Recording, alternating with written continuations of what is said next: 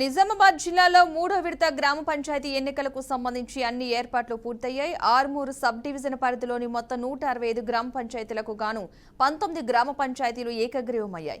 మిగిలిన 146 గ్రామ పంచాయతీలకు ఇవాళ పోలింగ్ జరుగుతోంది.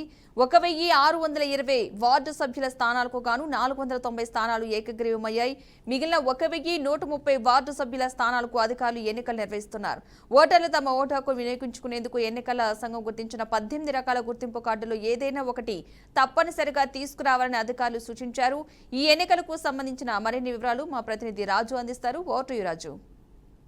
మూడో విడత ఎన్నికలు అయితే ప్రశాంతంగా ప్రారంభమయ్యాయి. ఇప్పుడిప్పుడే పోలింగ్ కేంద్రాలకు తమ ఓటు హక్కును వినియోగించుకోవడం కోసం ఓటర్లు అయితే తరలి వస్తున్నారు. ఉదయం 7 గంటల నుండి మధ్యాహ్నం 1 గంట వరకు అయితే ఎన్నిక జరగనుంది. 1 గంట తర్వాత 1 అవర్ బ్రేక్ ఇచ్చిన తర్వాత 2 గంటల నుంచి 5 గంటల లోపల ఈ సర్పంచ్కు సంబంధించి రిజల్ట్ అయితే తెలియజేయనున్నారు అధికారులు. ఇందుకోసం అన్ని రకాల ఏర్పాట్లు చేసినట్టు అధికారులు అయితే తెలియజేశారు. ఉమ్మడి నిజామాబాద్ జిల్లాకు సంబంధించి ప్రధానంగా ఈ రోజు ఆర్మూర్ నియోజకవర్గ పరిధికి సంబంధించిన ఎన్నికలు అయితే జరగనున్నాయి. ఇందులో 165 గ్రామ పంచాయతీలకు గాను 19 ఏకగ్రీవంగా 146 గ్రామ పంచాయతీలకు ఎన్నికలు అయితే జరుగుతున్నాయి.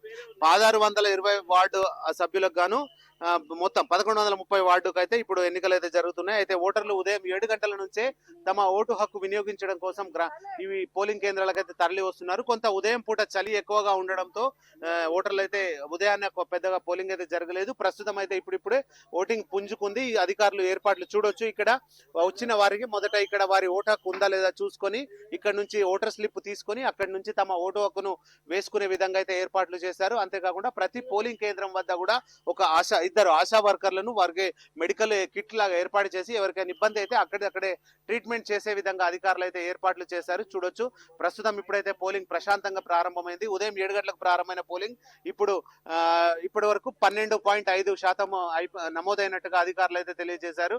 ప్రతి పోలింగ్ కేంద్రం వద్ద మంచినీటి వసతి అలాగే వైద్య సిబ్బంది వాళ్ళు సేవలు అయితే అందిస్తున్నారు.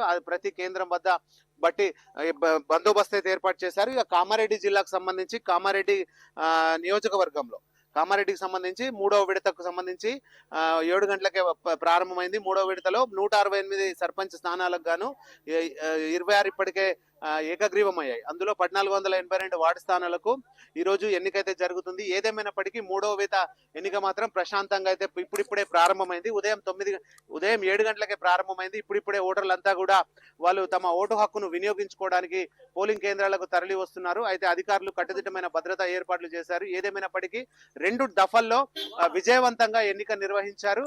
ఇది మూడవసారి ఎలాంటి సమస్యలు రాకుండా ఇక్కడ ఏర్పాట్లు చేసి మూడవ విడతను కూడా విజయవంతం చేసేందుకు అధికారులు అయితే సిద్ధంగా ఉన్నారని చెప్పొచ్చు.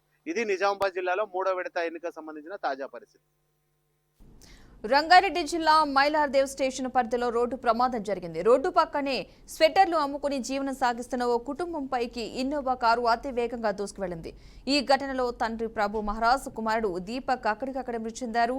మరొకరి పరిస్థితి విషమంగా ఉన్నట్లుగా సమాచారం. విషయం తెలిసిన వెంటనే పోలీసులు ఘటనా స్థలానికి చేరుకుని పరిశీలించారు. ఇన్నోవాలో ఉన్న 3 వ్యక్తులని స్థానికులు పోలీసులకు అప్పగించారు.